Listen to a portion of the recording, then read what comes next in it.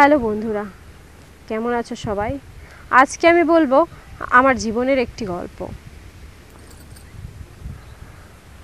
আমি প্রবাসে গিয়েছিলাম চাকরিতে।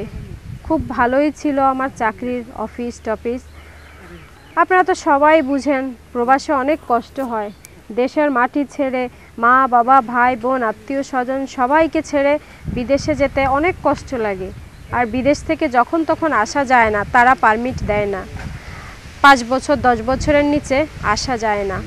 আর আসতে হলে কারি টাকা কামাতে হয়, বিমান ভাড়া ম্যানেজ করতে হয়। দেশে আসলে সবাই বলে, ফোন এনেছিস আমার জন্য, আইফোন, আমার জন্য সোনা এনেছিস, আমার জন্য টাকা এনেছিস। এইগুলা করতে করতে মাথাটাই খারাপ হয়ে যায়। এত টাকা ইনকাম কখন করব, কখন নিজে খাবো দাবো, আর কখন কি করব, আমি আসলে কোনো পাইনি। তারপরে আমি বিশ্বাস করে একজনকে নিয়ে গিয়েছিলাম। মানে সে আমার প্রেমিক ছিল। আমি আমার প্রেমিককে বিশ্বাস করে অনেক টাকা খরচ করে বিদেশে নিয়ে গিয়েছিলাম আমার কাছে।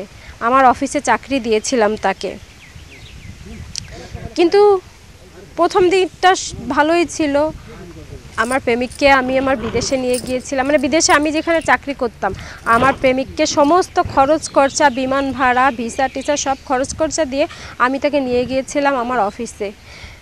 বিদেশের অফিসে, বিদেশের মাটিতে আমার প্রেমিক আর আমি দুজনে একটা ফ্ল্যাট নিয়েছিলাম। খুব সুন্দর সংসার করছিলাম। কথা ছিল দেশে এসে আমরা বিয়ে করব। কিন্তু 5টা বছর যেয়ে পারলো না। 2 বছর কি 3 বছরের সময় আমার প্রেমিকটা না হঠাৎ করে উধাও হয়ে গেল। তারপরে দেখি আমার ব্যাংক অ্যাকাউন্টে কোনো টাকা নেই। তারপরে আমার জমানো যে সোনা দানাগুলো ছিল সেগুলাও নেই। দেশে আসবো, মা বাবার জন্য ফোন কিনেছি, সোনা কিনেছি, অনেক টাকা জমিয়েছি, ক্যাশ টাকা নিয়ে আসবো। তারপরে আমার প্রেমিককে বিয়ে করব।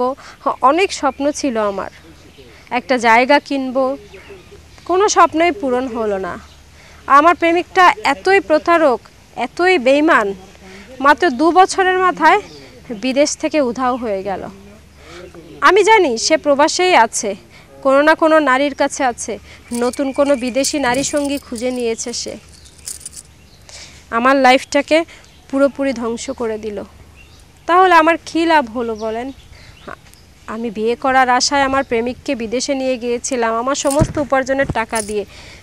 ওখানে গিয়ে উল্টো আমার সমস্ত, মানে সারা জীবনের ইনকাম করা টাকা পয়সা, সোনা দানা, আইফোন, ক্যাশ, নগদ যা ছিল সব কিছু নিয়ে আমার প্রেমিক হয়তো কোনো বিদেশি নারীর হাত ধরে সিটিজেনশিপ পাওয়ার আশায় চলে গিয়েছে। আমি কি করব? এই ব্যর্থ জীবন নিয়ে আবারও খালি হাতেই দেশে ফিরে এসেছি। দেশে ফিরে আসার পরে আমার মা বাবা আমাকে বাড়ি থেকে তাড়িয়ে দিয়েছে। আমার ভাই বোনও আমাকে পরিচয় দেয় না। বলেছে সারা জীবন ইনকাম করে তুই তোর প্রেমিককে খাইয়েছিস, পরিয়েছিস, তাকে দিয়েছিস, এখন তুই তোর প্রেমিকের কাছে যা।